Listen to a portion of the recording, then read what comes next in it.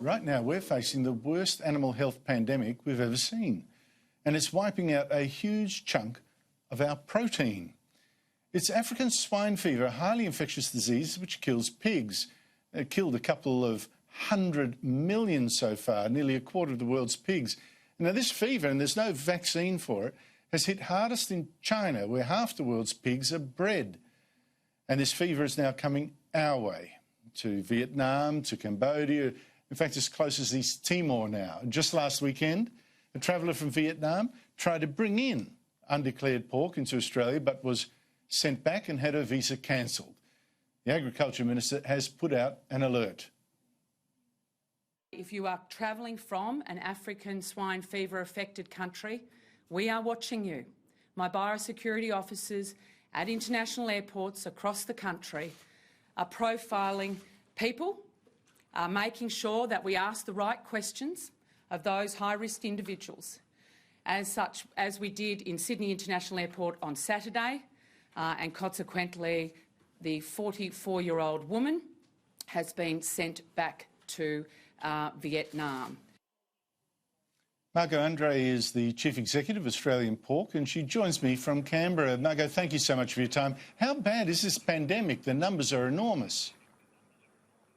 Yeah, it's pretty bad, Andrew. We've seen it growing so fast over such a short time frame. It originally started in Europe, but because it can go across water and be coming on people and in meat products, it's spreading so fast. And as you said, we don't have a vaccine for it, and it's getting closer to Australia.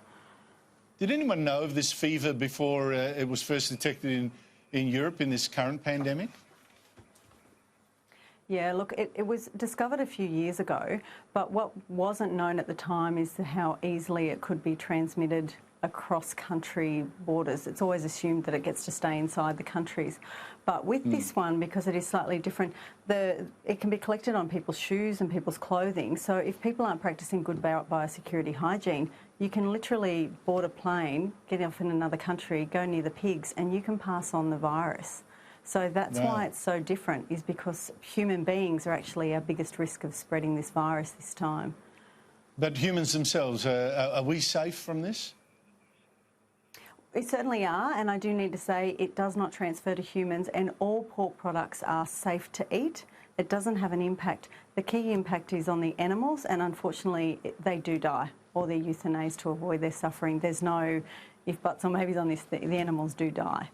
And we've seen 200 million pigs dead, which is 25% of the world's pig population is gone. And hit hardest in China, where pork is a staple food. So that's a challenge for the authorities. How much danger are our own farmers in, our own pig farmers?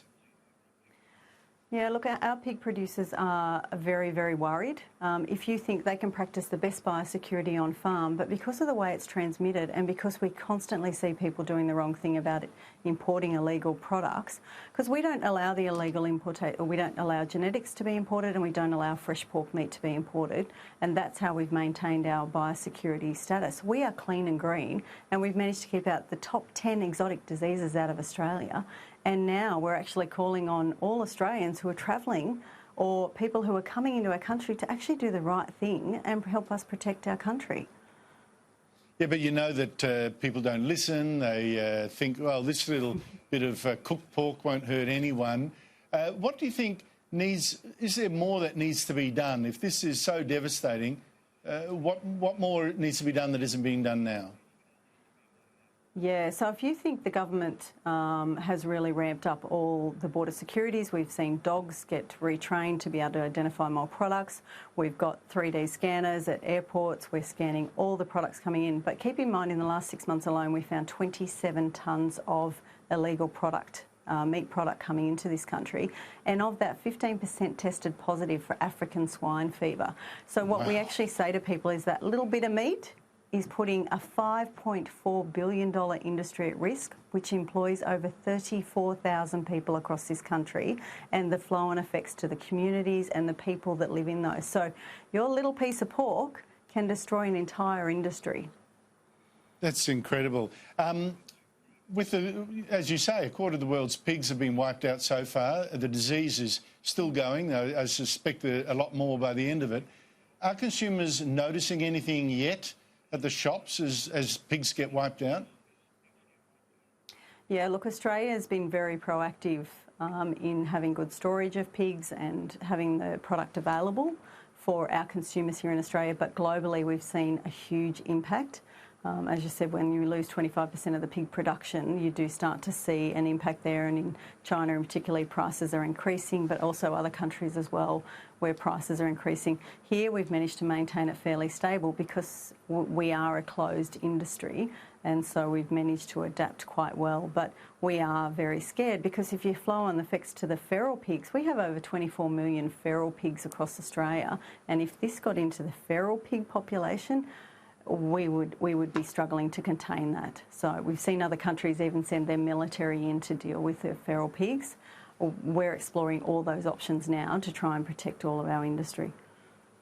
I'm just wondering, this makes me wonder, you know, we got complacent about pandemics when it comes to humans. I mean, we had a scare with the avian bird flu, etc., the bird flu thing.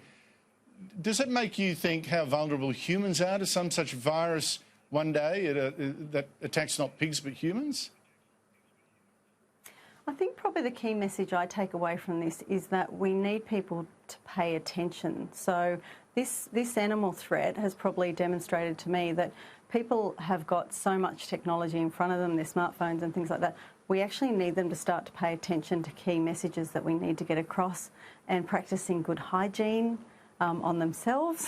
As I said, this virus in particular is spread by humans. So if I keep in the context of human disease, practicing good hygiene, looking after yourself, but making sure you're actually aware of what's going on around you is really important. Don't tune out. Don't keep your head down. Margot Andre, thank you so much indeed for your time.